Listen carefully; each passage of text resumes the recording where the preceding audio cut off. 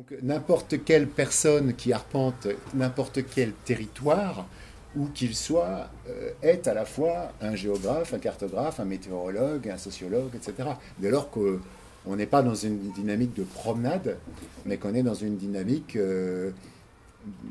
créative au sens large. Voilà, et qu'on se pose la question de sa propre présence au monde.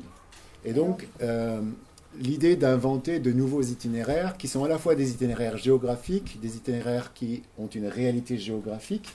Vous verrez sur les cartes après, le malheur c'est là, secrétaire c'est là, Jésus c'est là, maintenant c'est là, souffrance c'est là, l'inquiétude c'est là. Il y a des coins de France qui sont quand même charpentés quoi, au niveau du sens.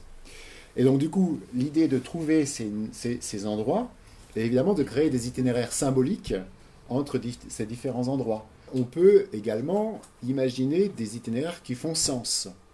Et personnellement, je suis très investi dans les voyages que je fais parce que c'est pour moi toute une histoire de partir marcher vers le bonheur, par exemple, ce que je ne conseille à personne, on y reviendra, ou vers la mort, ça c'est plus intéressant.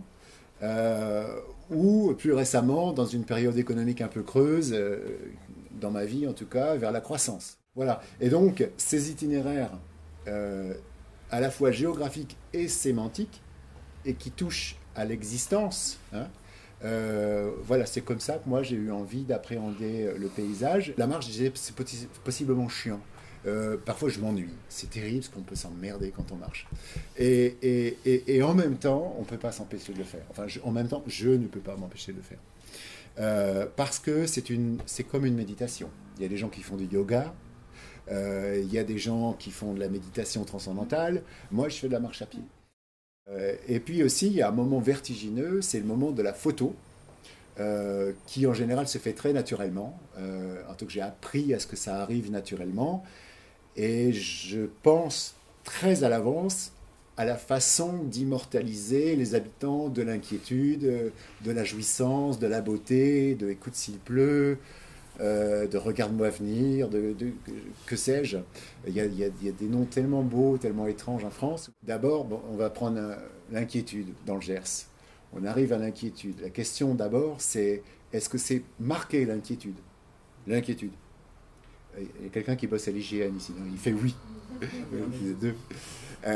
Ou est-ce que c'est une flèche directionnelle qui marque l'inquiétude? Et là, c'est pas la même chose. Donc, décliner ça par rapport à toutes les thématiques. Le paradis. Ok, le paradis, c'est là. Oh, putain, c'est moche. Voilà. Ou alors le paradis avec une flèche. Puis on met quelqu'un devant. Voilà. Donc déjà, il y a cette histoire-là. La question de la signalétique, de la DDE ou de la mairie. Déjà. Et puis ensuite, il y a le lieu. À quoi ressemble la jouissance? À quoi ressemble la beauté? À quoi ressemble la mort? À quoi ressemble consolation? Et puis ensuite, il y a les gens qui y sont. Est-ce que les habitants de l'inquiétude sont particulièrement inquiets? Ou pas? Est-ce qu'ils sont conscients d'habiter à l'inquiétude, à la conscience, au paradis, à la paix, à la gaieté, à la foi? Voilà. Est-ce qu'ils sont conscients de ça? Qu'est-ce que c'est que la vie à la foi? La vie athée, c'est juste à côté de la foi.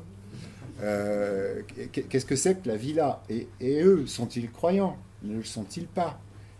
Et est-ce qu'ils ont l'air heureux s'ils habitent à la gaieté ou au bonheur?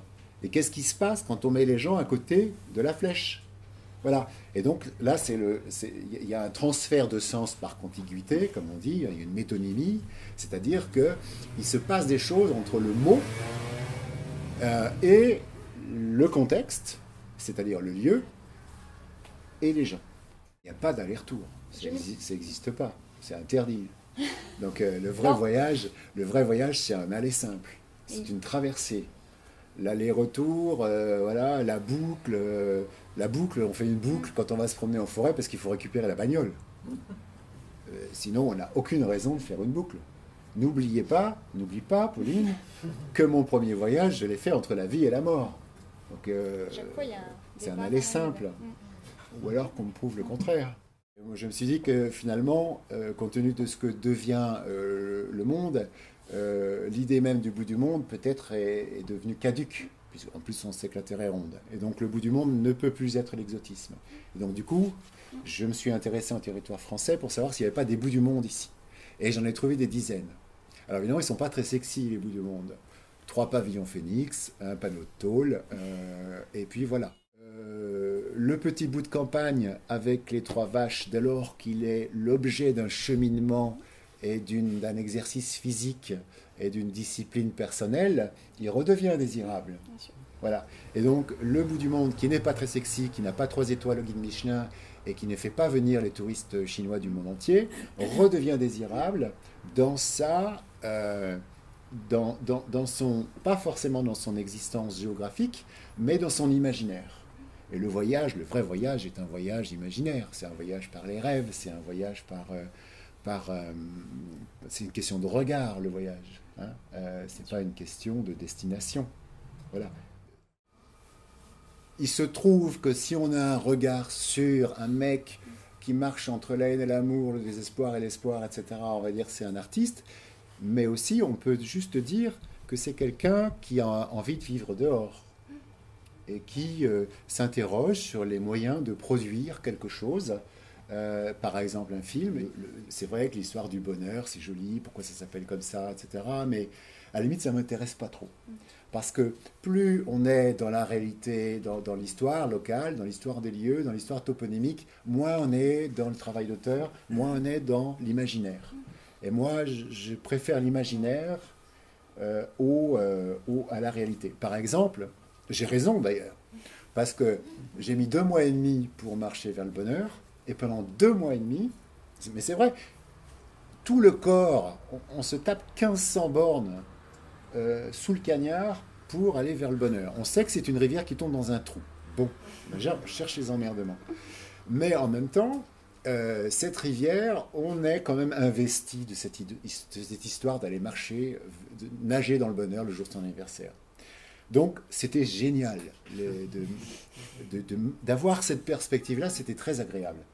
En revanche, quand je me suis rendu compte que je n'ai pas pu nager dans le bonheur, ok, il faisait 5 degrés, ok, il pleuvait depuis 3 jours, ok, c'était un épisode Cévenol comme seuls les Cévennes savent en faire, mais en réalité, c'était pas ça le problème. Si j'avais voulu, je l'aurais fait. Sauf que j'ai été incapable de nager dans le bonheur. Je- Parce que je m'étais dit pendant 2 mois et demi que je nagerais dans le bonheur, il m'a paru tellement décevant que je n'ai pas pu nager dans le bonheur. L'histoire de Rêveur d'Islande et de ce voyage en Islande, euh, c'est tourne autour d'un personnage, d'un héros de saga qui était surnommé Rolfr Marche à pied parce qu'il était trop grand et trop lourd pour tenir sur les petits chevaux islandais. Et donc, Rolf marche à pied, évidemment, quand j'ai entendu parler de ce héros de saga, je me suis dit, j'avais envie d'aller en Islande, il y a quelque chose à faire là-dessus.